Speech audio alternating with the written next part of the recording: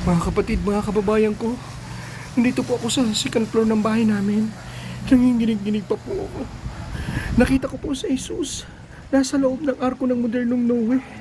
Mga kapatid, mga kababayan ko, kakatapos ko lang po makinig ng 1 hour na misa po ni Father Joel Catos, and then nakinig din po ako, nag-attend po ako ng rosary, 41 minutes. Tapos po nakarinig po ako ng isang malakas na tunog ng trompeta po sa kalangitan. Tinatawag po ang pangalan ko, Noe, Noe, Noe ng modernong panahon. Kaya po mga kapatid, lumabas po ako. Nakita ko po si Jesus sa loob ng arko ng modernong Noe. Mga kapatid, samahan niyo po ako.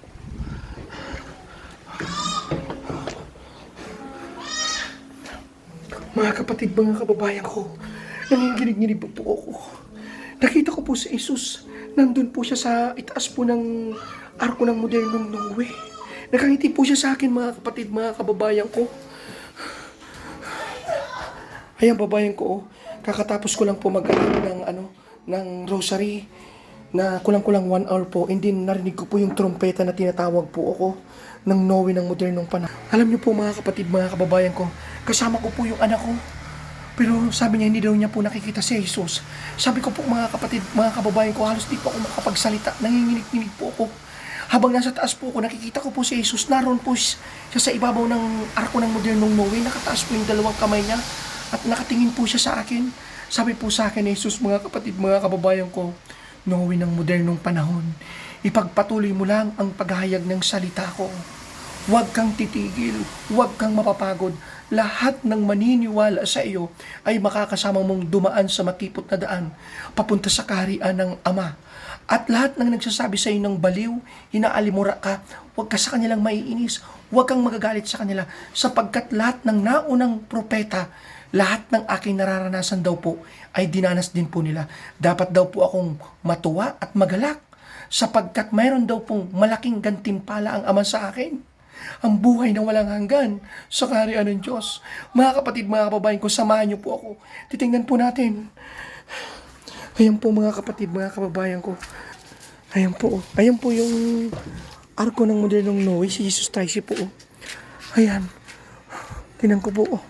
Kasi mga kapatid, doon po kanina nakatayo si Jesus. Nandun po. Titingnan ko po sa loob.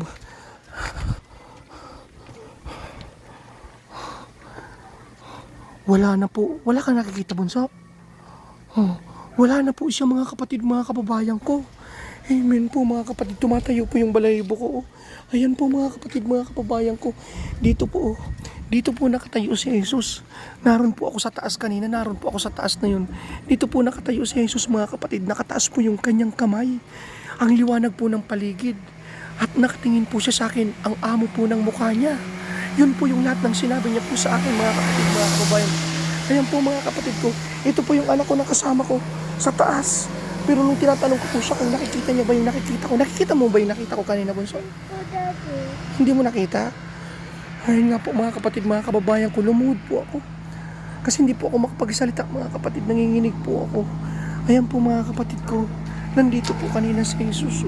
Nandito po si Jesus kanina, mga kapatid. Nakatayo po siya. Tapos po nung tinatawag niya po ako at pababa na po ako, lumipat po siya, pumasok po siya sa loob. Tingnan po natin mga kapatid, mga kababayan ko. Akyat po ako dun sa loob. Dito. Grabe po mga kapatid, sobra pong tumatay yung balahibo ko. Kinikilabutan po ako. Ayun po, kakatapos ko lang po ng rosary. Mag-attend po ng rosary. At kanina po, 1 hour po akong nag-attend ng misa ni Father Joel Catos. Nakinig po ako. And then after po noon, nag-pray ako. Tapos nag-ano po ako ng rosary. Grabe po mga kapatid, mga kababayan ko. Ayan po. Dito po ako, mga kapatid. Dito po ako nakaluhod, mga kapatid, kanina. Habang katabi ko po yung anak ko. Ayan po mga kapatid. Normal na po yung itsura. Ayan po, Oh my God. Oh, Jesus Christ. Ama namin, sumasalangit ka, sambahin ngalan mo, mapasa amin ang kaharian mo. Sundin ang loob mo dito sa lupa para sa langit. Bigyan mo po kami ngayon ng aming kakanin sa araw-araw. Patawarin po kami sa aming mga sala para na pagpapatawad namin sa manig na sala sa amin. At huwag mo kami ipahintulot sa tukso. At iadya mo kami sa lahat ng masama. Amen. Mga kapatid, mga kababayan ko, napakabuti po ng Diyos sa atin. Kung ibang nais ang ating Panginoong Ama, kung hindi tayo pong lahat ay palalahanan, na magsisi na po tayo sa ating mga kasalanan at magbalik loob sa Diyos. Grabe po. First time ko lang po makita nun na gano'n ang itsura ni Jesus, mga kapatid. Ng mukha niya. Ang haba po ng damit niya, kulay puti po, mga kapatid, mga kababayan ko. Amen po, mga kapatid. Hallelujah. Praise the Lord. Ipapasok ko na po ang araw ko ng Modernong Noe. Hindi ko pa po kasi siya na ipapasok. Gabi na po ngayon. Anong oras na ba ngayon? So, mag-ano na no? 8 na ano? Kasi nagsimula ako mag-attend ng alas 5. Tapos nag-grocery. O nga, mag-alas 8. Alas 7. Mag-alas 8 na po ngayon, mga kapatid, mga kababayan ko. Ay, salamat sa Diyos.